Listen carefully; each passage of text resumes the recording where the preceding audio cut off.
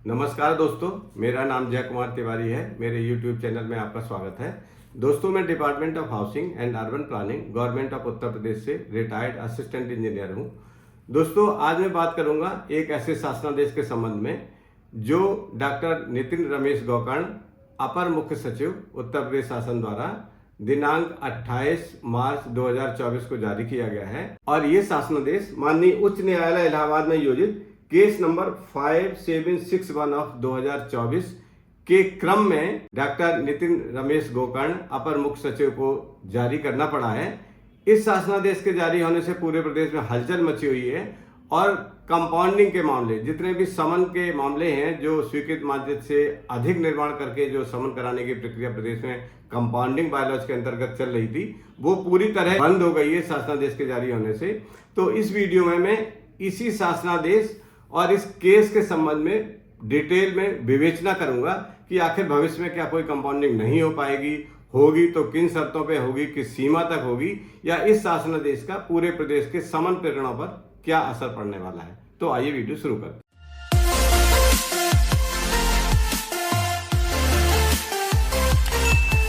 दोस्तों, अब आप अपने स्क्रीन पर वो आदेश देखिए जो आदेश माननीय उच्च न्यायालय ने 13 मार्च 2024 को किया था, जिसके क्रम में श्री नितिन रमेश गोकर्ण, अपर मुख्य सचिव महोदय को दिनांक 28 मार्च 2024 को यह शासनादेश कंपाउंडिंग के संबंध में निर्गत करना पड़ा है मजबूरी में। तो उस आदेश की प्रति आपके स्क्रीन पर है, आप देखिए। मैं इसको पढ़ूंगा और इसकी विवेचना करूंगा। ये code number 40 writ case number 5761 of 2024, petitioner Brijmohan Tamar, respondent state of UP and 4 others, counsel of petitioner Anil Kumar Tripathi, Praveen Kumar, counsel for respondent CSC Pradeep Kumar Tripathi, Ravi Prakash Pandey, honourable Ashwani Kumar Mishra ji और ऑनरेबल सईद कमर हसन रिजवी जी, ये जजेज हैं, इन्होंने ये आदेश किया है। इसमें लिखा हुआ है point number 1, a grievance is raised in the present petition that constructions are being allowed by the development authority contrary to the sanction plan on account of which petitioners adjoining construction are getting damaged. Taking note of such contention, we passed following orders on 26/2/2024। Court ने कहा कि क्या grievances है, इसमें लिखे हुए points. Point number 1, grievances of the petitioner is that private respondents are raising construction contrary to the sanction map on account of which petitioners construction on the adjoining is getting damaged। इन्होंने कहा है कि हमारे बगल में कोई दूसरा आदमी जिसका नक्शा पास था, वो स्वीकृत नक्शे के विपरीत, जितना स्वीकृत है उससे अधिक क्षेत्रफल का निर्माण कर रहा है, जिसकी वजह से मेरी बिल्डिंग डैमेज हो रही है। ये उसकी ग्रीवेंसेस थी। Point number 2, learned counsel for the development authority is directed to obtain instructions in the matter. Point number 3, let notice be issued to 5th respondent by registered speed post for which appropriate steps shall be taken within 24 hours, fixing 13th March 2024 as the date in the matter. And number 4, list again as fresh on 13th March 2024। ये 13 मार्च 2024 को दोबारा से list करने के लिए case लग गया था। ये उसके पहले का ग्रीवेंसेस का क्रम है और 13/3/2024 को ये जो आदेश हुआ वो मैं आपको पढ़ के सुना रहा हूं। उसके अंदर ही कंटेंट के रूप में दिया हुआ है उसके पहले का विवरण। Point number 5, in the meantime the development authority shall ensure that no construction contrary to sanction map are allowed to be raise. Court ने कहा कि जब तक इस पर कोई सुनवाई नहीं हो जाती, तब तक कोई भी निर्माण स्वीकृत के अतिरिक्त ना होने पाए, ये सुनिश्चित करेगा डेवलपमेंट अथॉरिटी, संबंधित विकास प्राधिकरण सुनिश्चित करेगा। ये पॉइंट नंबर 1 के पार्ट्स थे जो इन्होंने पॉइंट नंबर 1 के अंदर ग्रीवेंसेस के रूप में पॉइंट नंबर 1, 2, 3, 4, 5 रखे थे। अब मैं इस ऑर्डर का पॉइंट नंबर 2 पढ़ के सुनाता हूं। Shri Pradeep Kumar Tripathi, learned council representing development authority, states that though constructions are being raised by the private respondent over and above the area for which map has been sanctioned, but such constructions are within the compoundable limits, written instructions are produced as per which the private respondent has been given an opportunity to apply for compounding. Development authority के जो वकील थे उन्होंने कहा कि साहब ऐसा है कि हमारे स्वीकृत मानचित्र से विपरीत जो भी निर्माण किया गया है वो कंपाउंडेबल लिमिट के अंतर्गत है और निर्माणकर्ता ने कंपाउंडिंग के लिए आवेदन प्रस्तुत किया हुआ है, उसको अपॉर्चुनिटी कंपाउंडिंग के लिए अप्लाई करने के लिए दी गई है। इस पर कोर्ट ने क्या अपना निर्णय दिया ये आगे हम लोग पॉइंट वाइज समझते जा रहे हैं। Point number 3, urban areas are required to be developed in accordance with the plan. It is with the object that UP Urban Planning and Development Act 1973 has been enacted. The authorities have also framed building bylaws which permits construction on specified area only after getting the plan approved. In the present case, also the private respondent has in fact got a map approved. In case construction are raised as per it, there can hardly be any objection. In this case, also the private respondent has secured sanction of a residential construction, and in the event such constructions are undertaken, there can be no objection. However, it transpires that constructions are being raised by the private respondent in excess of construction allowed as per the approved plan. The authority, instead of allowing constructions to be raised strictly as per the approved plan, is permitted the private respondent to raise additional construction on the ground that such additional constructions are compoundable. Court ने कहा कि ये authority की जिम्मेदारी थी, duty थी कि जो नक्शा पास है उसके अनुसार ही निर्माण हो, जबकि अथॉरिटी ने ऐसा नहीं किया और कंपाउंडेबल लिमिट के होने के अंदर बताते हुए उसको बिना स्वीकृत भाग पर भी निर्माण करने की अनुमति दे दी। ये कोर्ट का व्यू था। मैं इसी क्रम में बताना चाहूंगा, जैसे कोर्ट ने कहा है इस पॉइंट में, सबसे पहले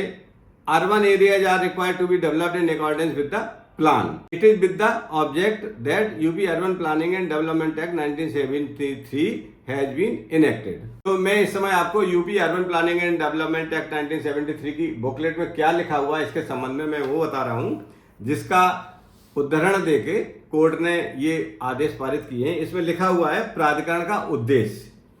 प्राधिकरण का उद्देश्य विकास क्षेत्र के विकास को नियोजन के अनुरूप प्रोत्साहित करना और सुनिश्चित करना है। इसी सेंटेंस का कोर्ट ने संदर्भ लिया है जिसके क्रम में ये आदेश किया हुआ है। इसको इंग्लिश में पढ़ के सुनाते हैं। ऑब्जेक्ट ऑफ अथॉरिटी, अथॉरिटियों का गठन किस लिए किया गया था, प्राधिकरणों का गठन किस लिए किया गया, क्या उसका ऑब्जेक्ट था, इसमें लिखा हुआ है UP urban planning and development act 1973 में। The objects of the authority shall be to promote and secure the development of the development area according to the plan. Clear हो गया कि इसमें अथॉरिटी का ऑब्जेक्ट ये था कि डेवलपमेंट एरिया के अंतर्गत जो डेवलपमेंट्स हैं उनको प्रमोट करना और सिक्योर करना किसके अनुसार, अकॉर्डिंग टू प्लान। इस केस में क्या था कि अकॉर्डिंग टू प्लान, जो प्लान सैंक्शन था उसके अनुसार निर्माण नहीं किया जा रहा था, अतिरिक्त निर्माण किया जा रहा था, इसलिए कोर्ट ने इसका उदाहरण दिया और उसके अनुसार प्राधिकरण को कार्रवाई करने के लिए निर्देशित किया है। अब बात करते हैं पॉइंट नंबर 4, जो कोर्ट का आदेश है 13 मार्च 2024 का। उसका point number 4, building bylaws and plans are suppose to be followed scrupulously so that urban development is allowed in a planned manner. What is, however, disturbing in the practice of allowing construction in excess of approved plan and thereafter entertaining compounding plans ostensibly with the purpose of augmenting the financial interest of the development authority. The object of establishment of development authority is planned development and not to allow illegal construction and thereafter compounded illegal construction by charging huge money. Organized nexus appears to be operating in the development authorities where the builder, in collision with other elements, collude for raising construction contrary to the building plan. इन्होंने कहा कि स्वीकृत building plan के विपरीत compounding के नाम पर स्वीकृत से अतिरिक्त किए गए निर्माण को समन करने के नाम पर एक नेक्सस अथॉरिटी ने बनाया हुआ है बिल्डर्स के साथ मिलके, जो अतिरिक्त पैसा डेवलपमेंट अथॉरिटी जिसके लिए चार्ज करती है और अपनी इनकम बढ़ाती है, ये इलीगल है UP urban planning and development act 1973 के अकॉर्डेंस में नहीं है। Point number 5, we can appreciate the rational for allowing compounding where prior sanction is not obtained for various reasons. The authority, however, while compounding the plan, must not allow constructions over and above the permissible constructions in the building bylaws.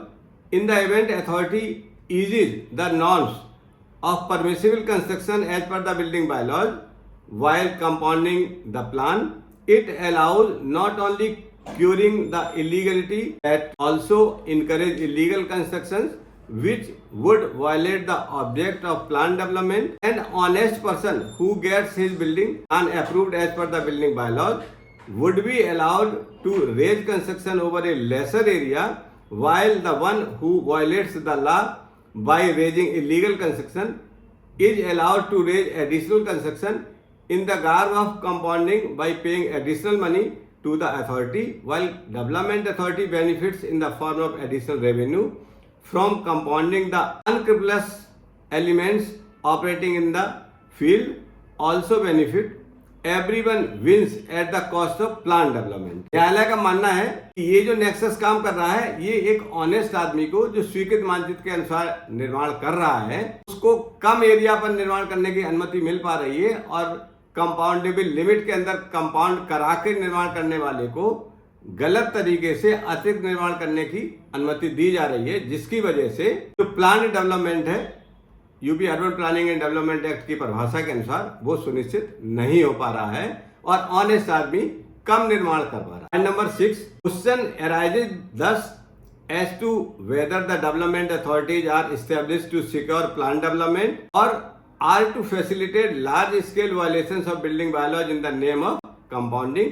In the facts of the present case also, we find from the instructions that though the authority has been made aware that constructions are being raised contrary to the building plan and in excess of the permissible area over which constructions are allowed in the building plan, but instead of ensuring that constructions are restricted only in accordance with the approved plan, the authority is facilitating compounding by calling upon the private respondent to get such illegality regularized.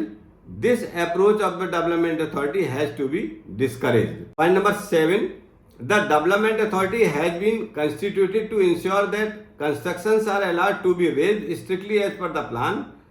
The foremost endeavor has to be ensure that no construction contrary to the plan are allowed. The practice of allowing deviations and then facilitating such departures from the norms by getting the maps compounded must stop. Court ने स्पष्ट रूप से कह दिया है कि ऐसी सारी प्रैक्टिसेस को जो कि स्वीकृत मानचित्र के विपरीत अतिरिक्त किए गए निर्माण को कंपाउंड करने के नाम पर कंपाउंड किया जा रहा है, ये प्लान डेवलपमेंट के लिए नियम संगत नहीं है और इस तरह के निर्माण को या इस तरह की कंपाउंडिंग किए जाने वाली क्रिया को स्टॉप कर देना चाहिए, रोक देना चाहिए। अब मैं पॉइंट नंबर 8 पर बात करूंगा। इस पॉइंट में ही इस पूरे आदेश का निचोड़ है, तो ध्यान से समझिएगा। मैं इसको एक्सप्लेन भी करूंगा और इसके बाद में भी एक्सप्लेन करूंगा शासनादेश के क्रम में। Point number 8, in the facts of the present case, we call upon the respondents to ensure that no construction in excess of the sanction plan is allowed to be raised on the spot. और ये कहता है कि इस case में respondent को ये ensure करना है कि कोई भी एक्सेस कंस्ट्रक्शन सैंक्शन प्लान से अतिरिक्त नहीं अमान्य किया जाना चाहिए। State government is also directed to issue immediate directions to all development authorities to ensure that no constructions are allowed to be raised over and above the permissible constructions as per the building bylaws. Court ने यह भी कहा है कि state government को निर्देशित किया जाता है कि तुरंत प्रभाव से, इमीडिएट इफेक्ट से एक ऐसा आदेश जारी करे और ये सुनिश्चित करे कि स्वीकृत मानचित्र से अधिक कोई भी निर्माण जो बिल्डिंग बायलॉज के अतिरिक्त है वो स्वीकृत की सीमा तक ही होगा और उसके अतिरिक्त कोई भी निर्माण समन न किया जाए और ना ही निर्माण होने पाए। We may also specify that the norms for construction as per the building bylaws must not be relaxed in case of compounding, in as much as the compounding can only to be facilitated ex post facto approval of plan, but while doing so the building norms cannot be relaxed। मतलब वो निर्माण ही समन किए जा सकते हैं जो कि स्वीकृत योग्य क्षेत्रफल में किए गए हैं और स्वीकृत हो सकते हैं। अतिरिक्त सीमा के अंतर्गत कोई भी निर्माण समन नहीं किया जा सकता है। एक्स पोस्ट फैक्टो का ये मतलब है कि मान लीजिए कोई ऐसा नक्शा है जो स्वीकृत हो सकता है लेकिन स्वीकृत नहीं कराया गया है, तो उस भवन विधि में दी गई सीमाओं तक जहां स्वीकृत योग्य क्षेत्रफल है, स्वीकृत हो सकता है, स्वीकृत नहीं कराया गया, आप उसको समन कर सकते हैं। लेकिन ये सुनिश्चित करना आपकी जिम्मेदारी है कि वो स्वीकृत योग्य होना चाहिए। ऐसा नहीं कि उसमें कोई एनओसी अटक गई, स्वीकृत नहीं हो पाया, या स्वीकृत योग्य क्षेत्रफल से अधिक, स्वीकृत योग्य एफआईआर से अधिक आपने क्षेत्रफल समन कर दिया, अब वो नहीं चलेगा। एक्स पोस्ट फैक्टो अप्रूवल का ये मतलब है। विस्तार से हम बात करेंगे कि इस पॉइंट को कैसे हम समझेंगे। इस वीडियो के अंत में मैं 4-5 बिंदुओं रखूंगा, जिन बिंदुओं में मैं इस पूरे शासनादेश का निष्कर्ष बिंदुवार आपको बताऊंगा कि इससे अब क्या प्रभाव पड़ने वाला है। आगे लिखा है, but while doing so the building norms can not be relaxed. Building norms में कोई रिलैक्सेशन नहीं हो सकता, उसी सीमा तक समन आप कर सकते हैं जो स्वीकृत हो सकता है, उससे अधिक नहीं। और ये सुनिश्चित करना भी जरूरी है कि हाँ ये स्वीकृत हो ही जाएगा, ऐसा नहीं कि किसी कारण से वो अटक जाए।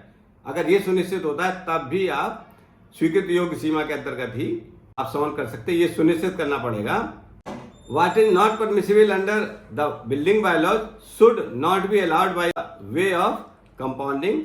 The principal secretary of the Department of Housing shall therefore file his personal affidavit in compliance of the above directions.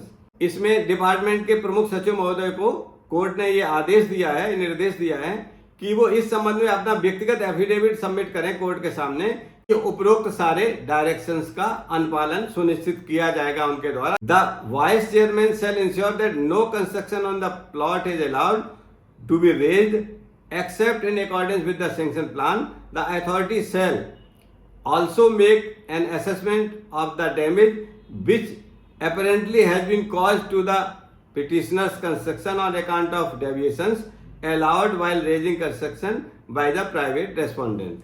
और इस पर्टिकुलर केस में जिसके लिए आदेश हुआ उसके लिए भी अथॉरिटी को ये इंश्योर करने के लिए निर्देशित किया गया है कोर्ट के द्वारा कि जो अतिरिक्त निर्माण की वजह से बगल के संपत्ति को जिसकी ग्रीवेंसेस है उसको जो डैमेज हुआ है उस डैमेज का वो आकलन करे, इसकी भरपाई के लिए भी आगे कार्रवाई की जाएगी। इसका पॉइंट नंबर 9 है, लिस्ट एज फ्रेश ऑन 8 अप्रैल 2024 को। ये 13/3/2024 का आदेश है माननीय न्यायालय का। उसमें कहा गया है कि भाई प्रिंसिपल सेक्रेटरी अपना एफिडेविट दें, ये इंश्योर करें कि अतिरिक्त निर्माण कोई नहीं किया गया है, डैमेज जो हुआ है बगल की बिल्डिंग का उसका असेसमेंट करके सबमिट करें। इस केस को 8 अप्रैल 2024 को दोबारा लिस्ट किया गया है कि तब तक ये प्रिंसिपल सेक्रेटरी इंश्योर कर लें जो जो इसमें निर्देश दिए गए हैं। तो मैं कहना चाहूंगा कि इस कोर्ट के दिनांक 13 मार्च 2024 के आदेश के कारण ही अपर मुख्य सचिव उत्तर प्रदेश शासन को ये शासनादेश करना पड़ा। ये शासनादेश अब आपके स्क्रीन पर है, आप देखिए। इस शासनादेश में कहा गया है, ये शासनादेश का नंबर है W248/8-8-2024-36 रेट/2024 दिनांक 28 मार्च 2024। इसमें सभी प्राधिकारी और अध्यक्ष को, आवास आयुक्त को, नियंत्रक प्राधिकारी, जिलाधिकारी समस्त विनियमित क्षेत्र को और उपाध्यक्ष समस्त विकास प्राधिकरण को ये इंडोर्स किया गया है। इसमें जो विषय है वो लिखा हुआ है, माननीय उच्च न्यायालय इलाहाबाद में योजित सिविल मिस रिट याचिका संख्या 5761/2024 ब्रज मोहन तंवर बनाम उत्तर प्रदेश राज्य व अन्य में माननीय न्यायालय द्वारा पारित आदेश के अनुपालन के संबंध में। जैसे अभी मैंने बताया कि 8 अप्रैल को दोबारा उनको उपस्थित होना था कोर्ट के समय, तो उसके पहले ही इन्होंने उस निर्देश के क्रम में ये आदेश जारी कर दिया सुनिश्चित करने के लिए, जो जो कोर्ट ने सुनिश्चित करने के लिए उनको 13 मार्च के आदेश में कहा गया था, जैसा कि मैंने अभी आपको पढ़ के बताया था। तो इस आदेश में लिखा गया है, उपरोक्त विषयक शासन के पत्र संख्या एक दिया हुआ पत्र संख्या दिनांक इतने का संदर्भ ग्रहण करने का कष्ट करें, जिसे अवक्रमित करते हुए अवगत कराना है कि माननीय उच्च न्यायालय इलाहाबाद प्रयागराज में योजित सिविल मिस रिट याचिका संख्या 5761/2024 में माननीय उच्च न्यायालय द्वारा स्वीकृत मानचित्र के सापेक्ष स्थल पर निर्माण के समय विचलित तथा अनधिकृत निर्माण के समन के संबंध में दिनांक 13 मार्च 2024 को पारित किए गए आदेश में यह सुनिश्चित करने के निर्देश दिए गए हैं। अभी जिस आदेश को मैं पढ़ के सुना रहा था उसी की बात हो रही है। 13 मार्च 2024 को मैं ये सुनिश्चित करने के निर्देश दिए गए हैं मौके पर स्वीकृत मानचित्र से अधिक निर्माण ना हो। यह भी आदेश दिए गए हैं कि भवन निर्माण एवं विकास उद्भिद में निर्धारित मानकों से अतिरिक्त निर्माण नहीं होना चाहिए तथा समन के प्रकरणों में भी भवन निर्माण एवं विकास उद्भिद के अंतर्गत निर्धारित मानकों को शिथिल नहीं किया जाना चाहिए। जो निर्माण भवन निर्माण एवं विकास उद्भिद में अनुमन्य नहीं है उन्हें समन के द्वारा अनुमन्य नहीं किया जाना चाहिए। स्पष्ट रूप से इसमें लिखा हुआ है कि कोई भी वो निर्माण जो भवन निर्माण एवं विकास उद्भिद मतलब बिल्डिंग बायलॉज में जितनी अनुमन्य सीमा है ग्राउंड कवरेज की या एफएआर की, उससे अतिरिक्त कोई भी निर्माण समन नहीं होगा। इसके लिए आदेश जारी किया गया है माननीय न्यायालय के आदेश दिनांक 13 मार्च 2024 के अनुपालन को सुनिश्चित करने के लिए। बाकी जो मैंने अभी 13 मार्च 2024 का कोर्ट का आदेश पढ़ इसको एक्सप्लेन किया था, इस शासनादेश में वो आदेश एज इट इज प्रिंट कर दिया गया है, तो इसको दोबारा पढ़ने की जरूरत नहीं, मैंने इसको एक्सप्लेन पहले ही कर दिया है। और इसके अंतिम पैरा में लिखा हुआ है, इसको ध्यान से समझिएगा। पॉइंट नंबर 3 है, माननीय उच्च न्यायालय द्वारा पारित उपरोक्त आदेश के अनुपालन में मुझे ये कहने का निर्देश हुआ है कि कृपया स्वीकृत मानचित्रों के अनुसार ही स्थल पर निर्माण कार्य सुनिश्चित कराया जाए। बहुत स्ट्रिक्ट कर दिया है कि जो नक्शा पास है उसके अनुसार ही निर्माण हो, क्योंकि उसके अतिरिक्त कोई निर्माण समन नहीं हो सकता है, तो ये सुनिश्चित कर लिया जाए। इसको निर्देश दिए गए हैं समस्त उपाध्यक्षों को, जिलाधिकारियों को, माननीय अध्यक्ष को स्वीकृत मानचित्रों के अनुरूप ही स्थल पर निर्माण कार्य सुनिश्चित कराया जाए तथा स्वीकृत मानचित्र से इतर निर्माण होने की स्थिति में ऐसे निर्माण के विरुद्ध भवन निर्माण एवं विकास उद्भिद संगत नियमों, शासनादेशों एवं नियमावलियों तथा माननीय उच्च न्यायालय द्वारा पारित उपरोक्त आदेश 13 मार्च का जो आदेश है, जो अभी मैंने एक्सप्लेन किया था, माननीय उच्च न्यायालय द्वारा पारित उपरोक्त आदेश के आलोक में नियमानुसार कार्रवाई करने का कष्ट करें। उपरोक्त निर्देशों का कड़ाई से पालन सुनिश्चित किया जाए। इसकी कॉपी जो है समस्त मंडल आयुक्त उत्तर प्रदेश को दी है, समस्त जिलाधिकारी उत्तर प्रदेश को, सीटीसीपी को दी है, chief town and country planning को, सचिव उत्तर प्रदेश रेरा को दी है, निदेशक आवास बंधु को दी है कि वो शासनादेश को आवास एवं शहरी नियोजन विभाग की वेबसाइट पर तत्काल अपलोड कर दें। और समस्त अनुभाग आवास एवं शहरी नियोजन विभाग उत्तर प्रदेश को और गार्ड फाइल में रखने के लिए ये डॉक्टर नितिन रमेश गौकर्ण, अपर मुख्य सचिव उत्तर प्रदेश शासन आवास एवं शहरी नियोजन विभाग द्वारा 28 मार्च 2024 को शासनादेश निर्गत किया गया है। मैंने इसको एक्सप्लेन करके बताया है और आपके सामने पूरा स्क्रीन पर आपने इस शासनादेश को और इसके कोर्ट के आदेश की प्रति को भी सही से पढ़ लिया है। मैं इन दोनों की जो कॉपीज हैं, इनका जो पीडीएफ है वो अपने डिस्क्रिप्शन में आपको दे दूंगा, आप उसकी प्रिंट निकाल के अगर डिटेल में पढ़ना चाहते हैं तो पढ़ सकते हैं। अब मैं इस शासनादेश के क्रम में क्या प्रभाव पड़ने वाला है समस्त विकास प्राधिकरणों में उत्तर प्रदेश में, उसको कुछ बिंदुओं के माध्यम से आपको व्यक्तिगत अनुभव से एक्सप्लेन करने जा रहा हूं, ताकि आप इस पूरे चरण में समझ पाए कि अब आगे क्या हो सकता है, किस सीमा तक विकास प्राधिकरण इससे प्रतिबंधित हो गए हैं या निर्माण अब कोई कंपाउंड हो पाएगा या नहीं हो पाएगा, क्या प्रभाव पड़ने वाला है। इसका निष्कर्ष ये है कि अब कोई भी निर्माण जो स्वीकृत मानचित्र से अतिरिक्त है वो समन नहीं किया जा सकता, ना तो ग्राउंड कवरेज के रूप में, ना एफएआर के रूप में, ना बेसमेंट के रूप में। अभी क्या होता था कि जो हमारी कंपाउंडिंग बायलॉज है उसमें फ्रंट सेटबैक में किया गया निर्माण सेटबैक के क्षेत्रफल का 25% या अधिकतम 1 मीटर चौड़ाई तक समन हो सकता था। पीछे के सेटबैक में किया गया निर्माण जो 40% अतिरिक्त अनुमन्य सीमा है उसके अतिरिक्त क्षेत्रफल का 10% तक और समन हो सकता था। और साइड सेटबैक में किया गया निर्माण अनुमन्य सीमा से अधिक सेटबैक की चौड़ाई के 25% चौड़ाई तक भी समन किया जा सकता था। अब ये सब कंपाउंडिंग का खेल बंद हो गया। जब मैं सेवा काल में था, अपनी सेवा में था, उस समय भी मैंने इस पर चर्चा की थी और कई प्रकरणों में मैंने शासन के समक्ष इन बातों को रखा भी था कि भाई जब आप किसी निर्माण को समन कर सकते हो तो उसको बिल्डिंग बायलॉज में अनुमन्य क्यों नहीं कर सकते हो, इसका क्या कारण है। इसका मतलब ये है कि आप अतिरिक्त पैसा लेने के लिए एक अनधिकृत निर्माण करने के लिए उकसा रहे हो, प्रोत्साहित कर रहे हो।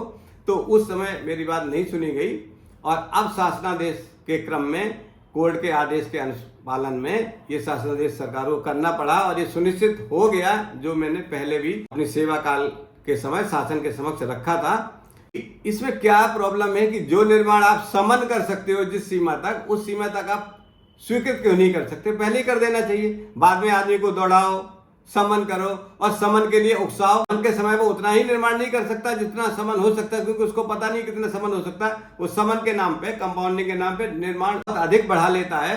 वो चाहता है कि आगे मेरी दुकानें भी बन जाए, पीछे बन जाए, मैं तो कंपाउंड करा ही लूंगा, और इस तरह एक अनिश्चित निर्माण को बढ़ावा मिलता था।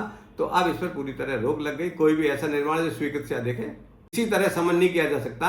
और डेवलपमेंट अथॉरिटी जी को निर्देशित कर दिया गया है कि अब स्वीकृत मानचित्र के अनुसार ही निर्माण हो, उसके अतिरिक्त कोई भी निर्माण ना होने पाए, ये सुनिश्चित कर लें। नंबर 2 है कि एक्स पोस्ट फैक्टो अप्रूवल तक ही निर्माण समन कर सकते हैं। मतलब समन होगा, कितना होगा?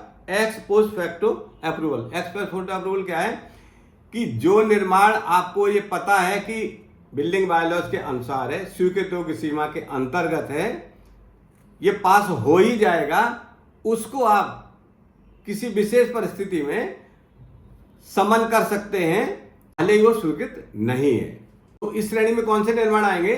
तो मैं इसको एक स्पष्ट रूप से बता दूं कि जो हमारे लो रिस्क के बिल्डिंग प्लान्स हैं, जिनके की पहले से लेआउट पास है या किसी विकास प्राधिकरण की योजना के अंतर्गत हैं, हाउसिंग बोर्ड की योजना के अंतर्गत हैं, तो वो निर्माण ही अब समन हो पाएंगे उस सीमा तक ही जितने बिल्डिंग बायलॉज में प्रोविजंस हैं, क्योंकि उनमें किसी भी एनओसी लेने की जरूरत नहीं पड़ती है। केवल आपने ग्राउंड कवरेज और एफएआर और सेटबैक का ध्यान रख लिया तो आपका नक्शा पास हो जाता है। तो इस शासनादेश में यह कहा गया है एक्स पोस्ट फैक्टो अप्रूवल के मतलब कि आप उस निर्माण को ही समन कर सकते जो आपको पता है कि ये स्वीकृत हो ही जाता अगर ये स्वीकृत के लिए जमा किया जो होता।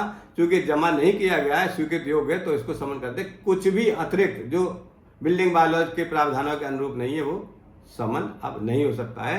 सिर्फ जो लेआउट जिनके अप्रूव्ड है उनके अंतर्गत जो प्लॉट्स हैं या विकास प्राधिकरण या हाउसिंग बोर्ड द्वारा बेचे गए प्लॉट्स हैं, वही उस सीमा तक ही जितने बिल्डिंग बायलॉज में प्रोविजंस हैं उस सीमा तक ही समन किए जा सकते हैं।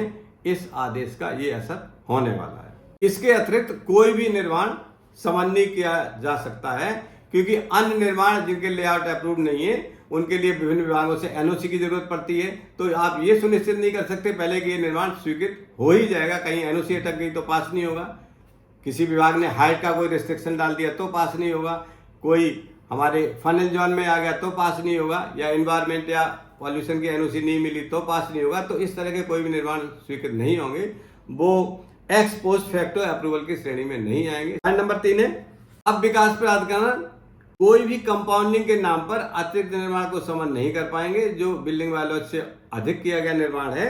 और इस तरह एक तरह से बेईमानी की नियत इसको कहा है कोर्ट ने, उस नियत से अतिरिक्त धन अर्जित करके स्वीकृत से अतिरिक्त किए गए निर्माण को बढ़ावा नहीं दे पाएंगे।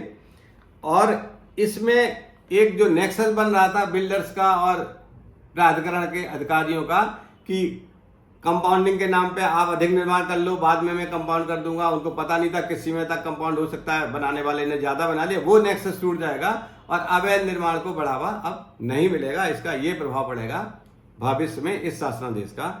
पॉइंट नंबर 4 है कि अब इस तरह कोई भी अनधिकृत रूप से उपविभाजित किए गए भूखंड, कोई भी सब डिवीजन अब आप अलाउ नहीं कर पाएंगे, कंपाउंड नहीं कर पाएंगे, क्योंकि उनमें ये पता नहीं है कि ये वास्तव में सब डिवीजन हो सकता है नहीं सकता। कोई एनओसी जैसे किसी ने मुख्य मार्ग पर कुछ प्लॉट लेके उसमें टुकड़े कर दिए हैं तो जिनका लेआउट पास नहीं है, तो वो अब सब डिवीजन प्लान अप्रूव नहीं होगा, क्योंकि उसमें पता नहीं कि इसमें कोई विधिक अड़चन तो नहीं आ रही है, वो एक्स पोस्ट फैक्टो अप्रूवल में नहीं आएंगे।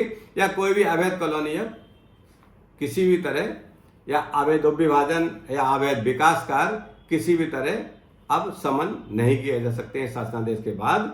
हाँ, एक बात जरूर है जो मैं कहना चाहूंगा कि इस शासनादेश में कहीं ये उल्लेख नहीं किया गया है कि उत्तर प्रदेश शासन, आवास एवं शहरी नियोजन विभाग या माननीय अपर मुख्य सचिव नितिन रमेश गौकर्ण जी अब जो बिल्डिंग बायलॉज के प्राविधान है उनको संशोधित नहीं कर पाएंगे, इस तरह का कोई उल्लेख नहीं किया गया है।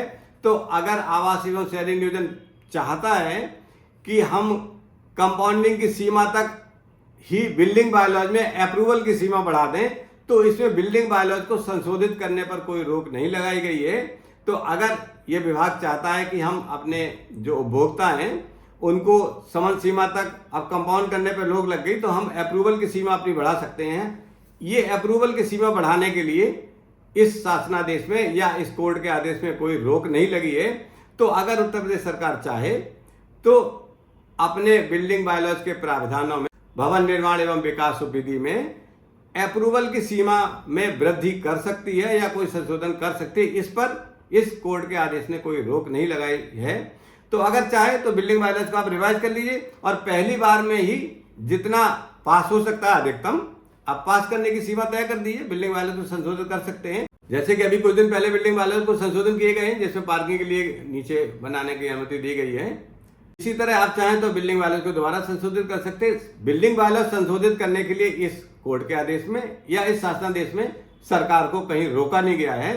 तो मेरा सुझाव ये है सरकार से कि वो जिस सीमा तक अभी कंपाउंड कर रही थी उस सीमा तक बिल्डिंग बायलॉज में ही संशोधन कर दे और रिलैक्स कर दे और बिल्डिंग बायलॉज को उनका पालन करना सुनिश्चित कर ले कि जो बिल्डिंग बायलॉज रिवाइज होके आएंगे उस सीमा तक ही हम पास करेंगे और उस सीमा तक ही निर्माण की अनुमति देंगे। उससे अतिरिक्त कोई भी निर्माण की अनुमति नहीं दी जाएगी। कंपाउंडिंग का सारा जो नेक्सस है, सारा खेल है, वो बंद हो जाएगा अपने आप ही और एक स्मूथ तरह से प्राधिकरण चलने लगेगा और लोगों को राहत मिलेगी। पहली बार में ही सारा काम हो जाएगा, बार बार चक्कर लगाने की जरूरत ही नहीं पड़ेगी, पब्लिक को बहुत राहत मिल जाएगी। इसके अलावा भविष्य में पता लगेगा कि सरकार बिल्डिंग बायलॉज के प्रावधानों को आगे रिलैक्स कर रही है, बढ़ा रही है या नहीं बढ़ाएगी, तो समय बताएगा। और इस शासनादेश का पालन भी किस सीमा तक प्राधिकरण कर पाएंगे, स्वीकृत मानचित्र के अनुसार निर्माण हो ये सुनिश्चित कर पाएंगे, ये प्राधिकरणों पर समय पर निर्भर करता है। देखेंगे भविष्य में क्या होता है, फिर इसके डिटेल में बात करेंगे कि दोबारा से कोई वीडियो बना देंगे। अगर इसमें कोई संशोधन होता है या कोई सरकार का और बिल्डिंग बायलॉज संशोधन करने का कोई ऐसा कोई कमेटी बनती है या कोई बात होती तो मैं आपको अवश्य उससे अवगत कराता रहूंगा। दोस्तों, इस सूचना के साथ ये वीडियो यहीं समाप्त होता है। अगले वीडियो में किसी महत्वपूर्ण दिन पर फिर आपसे चर्चा करेंगे। नमस्कार।